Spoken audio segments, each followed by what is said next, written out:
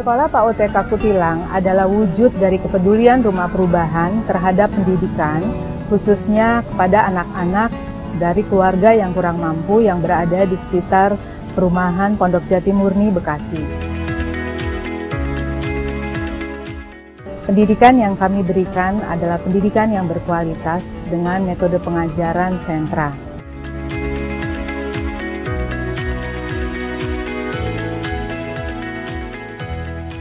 Kegiatan satu hari di TK Kutilang berlangsung dari jam 7 pagi sampai jam 12 siang.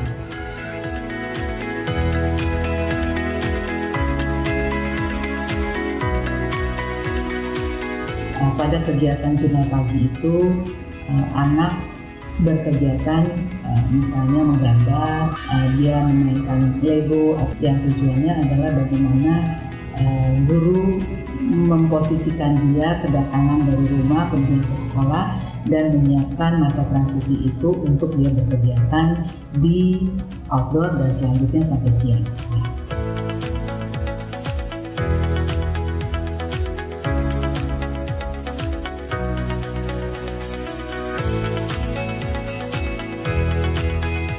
Kegiatan outdoor dimulai dari jam 8 sampai jam 8.30 setiap hari dengan tujuan guru membangun semua motoritas anak.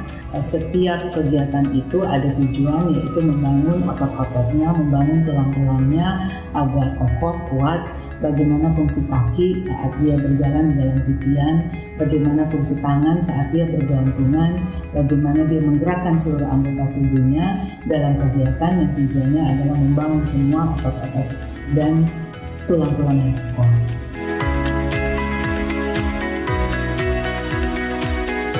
Pada kegiatan snack time, guru memposisikan anak di dalam lingkaran, masing-masing anak duduk dengan kursi dan membawa snack yang sehat, dan kemudian guru akan bertanya kepada anak dan kemudian akan menjelaskan hak nutrisi dari setiap snack yang dibawa dan kemudian membahas satu persatu dalam suasana yang menyenangkan, dan anak akan menghabiskan snack yang mereka bawa dengan penuh tanggung jawab.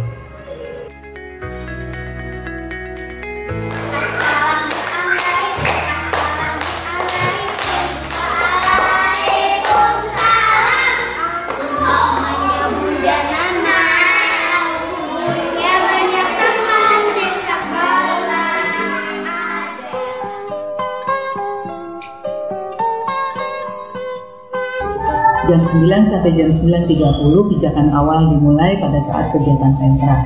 Bagaimana setiap anak akan bergerak ke kelas sentra masing-masing yang telah dijadwalkan setiap hari, dan kemudian guru sentra akan menerima anak di sana dan memposisikan anak dalam lingkaran, bisa duduk di bawah beralaskan karpet, bisa juga duduk di kursi, dan kemudian guru akan memposisikan anak pada posisi yang nyaman dan guru bersama anak duduk melingkar dengan tujuan agar guru dapat melihat semua anak tanpa terkecuali, dan kemudian anak bisa menyentuh guru atau anak bisa menyentuh anak yang lain, guru bisa menyentuh anak dalam suasana yang menyenangkan.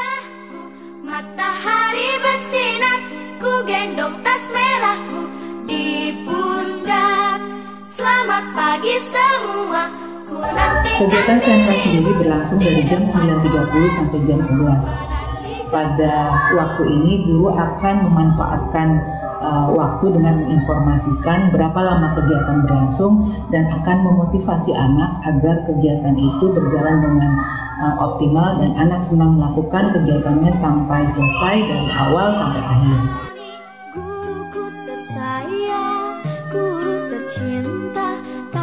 Sentra bahan alam sangat penting sebagai landasan tahap awal main anak sebelum melangkah ke sentra berikutnya.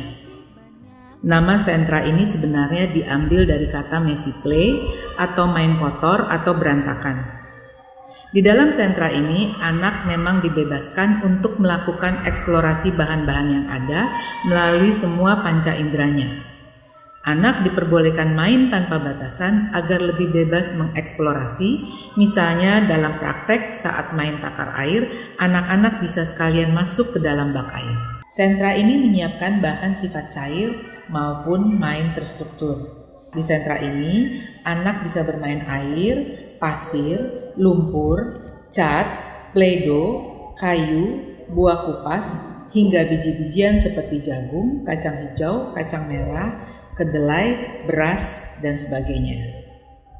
Tujuan anak-anak bermain di sentra bahan alam adalah untuk membangun kontrol gerak dan emosi, serta membangun sensori motor anak. Bisa baca tulis, mengerti banyak hal, guruku terima kasih. Sentra persiapan merupakan sentra tempat guru mengorganisasikan tempat secara khusus yang fokus di dalamnya diisi dengan kegiatan matematika, membaca, dan menulis. Meski demikian, kegiatan-kegiatan lain yang menuju tahap menulis dan membaca seperti pengenalan angka dan huruf maupun pekerjaan klasifikasi tetap disediakan untuk anak-anak yang tahap perkembangannya lebih rendah, misalnya bagi anak di kelompok bermain atau playgroup. Pada sentra persiapan, keberadaan panggung memang sengaja didesain. Apa tujuannya? Karena sentra persiapan merupakan sentra tempat anak TK dididik agar siap untuk naik level menjadi pekerja di jenjang SD. Karena itu, saat murid akan naik ke atas panggung, guru akan menyampaikan selamat bekerja. Di sentra persiapan, anak-anak banyak belajar dari alat-alat permainan. Bentuknya berbagai macam, mulai dari puzzle huruf dan angka dari kayu, papan tulis, serta alat tulis seperti pensil, ballpoint, penggaris, penghapus, kertas, dan krayon. Ada pula mainan dalam bentuk cangkang kerang, kancing berbagai warna, hingga mainan bentuk buah-buahan dengan mangkok ataupun piring. Nyatanya diriku kadang buatmu marah, namun segala maaf kau berikan. Inti dari sentra seni adalah memberikan kesempatan pada anak untuk terus mengeksplorasi dan bereksperimen dengan berbagai bahan dan alat seni. Misi utama sentra seni adalah membangun anak untuk dapat menggunakan media yang dirancang oleh guru dengan benar dan tepat. Di sentra ini, anak tidak hanya menggambar atau melukis, tetapi juga melakukan berbagai kegiatan lain. Misalnya, meronce manik-manik menjadi gelang atau kalung, menggunting sederhana, melipat kertas, membatik, jumputan, mosaik, kolase, menganyam, dan menjahit secara sederhana.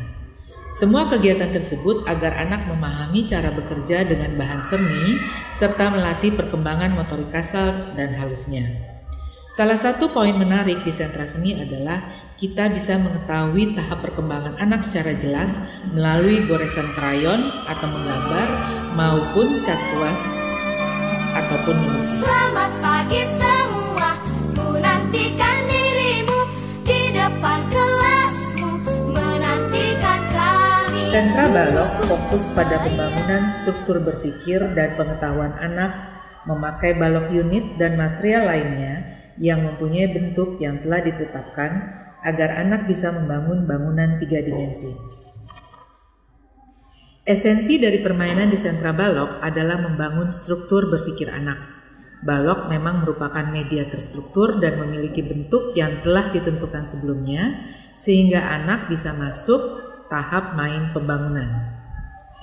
Anak usia dini yang belum memiliki pengalaman dengan bahan main pembangunan akan memulai bermain dengan kegiatan sensori motor, misalnya dengan memegang, meneliti fisik balok, membuat suara, memindahkan, hingga menggerakkannya.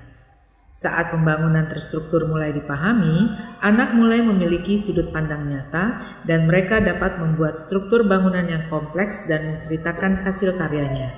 Selain itu, anak-anak juga bisa bermain peran dengan menggunakan hasil susunan baloknya.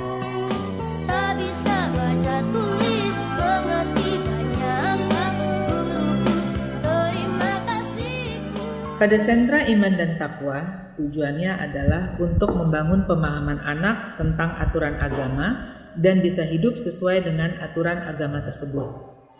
Membangun pemahaman agama pada usia dini sangatlah penting, agar saat beranjak dewasa anak bisa memahami apa peran dan manfaat yang bisa diberikan seseorang pada lingkungannya. Aturan-aturan agama juga disampaikan dalam bahasa yang bisa dipahami anak serta dikemas dengan narasi kasih sayang. Misalnya mengajarkan doa sehari-hari, praktek sholat, dan praktek wudhu. Sehingga nilai-nilai moral yang berlaku menjadi bagian dalam hidup anak sehari-hari. Sentra ini juga membangun kemampuan keaksaraan melalui mainan berbentuk huruf-huruf hijaiyah. Pada sentra Iman dan Takwa, guru juga membahas waktu-waktu sholat berdasarkan pergerakan matahari. Kadang buatmu marah, namun segala maaf kau berikan. Guruku tersayang, guru tercinta, tanpa. Sentra ini juga disebut main simbolik atau role play, pura-pura, make believe, fantasi, imajinasi, atau main drama. Sentra main peran menggunakan alat-alat berukuran sesungguhnya. Misal, guru menggunakan alat-alat tulis dalam pembelajaran, dokter dengan peralatannya, pemadam kebakaran dengan baju tahan panas, dan lain-lain. Karena itu, sentra main peran juga menjadi salah satu instrumen untuk membangun empati dalam diri seorang anak. Sebab dengan memainkan peran-peran tersebut, anak mengetahui bahwa berbagai profesi itu tidak dijalankan dengan mudah.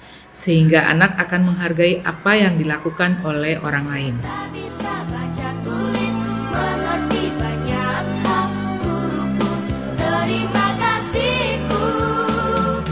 Guruku tersayang, guru tercinta. Kelas masak tujuannya sejak dini agar anak-anak diajarkan untuk memilih bahan-bahan makanan yang berkualitas bagus serta memahami tahapan demi tahapan dalam proses memasak.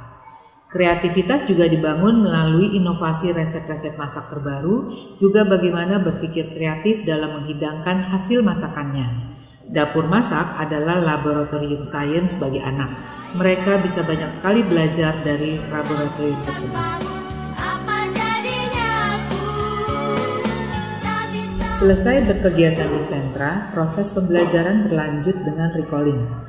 Tujuan dari recalling mendukung anak untuk mengingat kembali pengalaman mainnya dan saling menceritakan pengalaman mainnya. Misal, di sentra balok secara berurutan murid menceritakan struktur bangunan apa yang tadi dia buat, jenis balok apa saja yang dia pakai, dan bagaimana urutan prosesnya.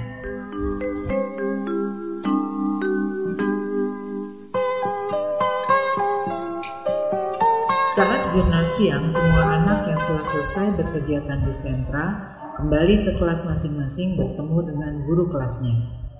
Pada kegiatan jurnal siang, anak bisa kembali menggambar, menulis, membaca, maupun bernyanyi.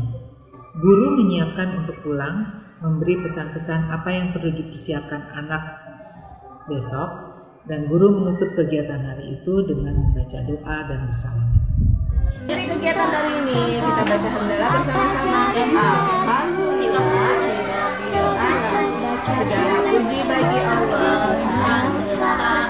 Baca doa Terima kasihku, nyatanya diriku kadang buatmu marah, namun segala maaf kau berikan.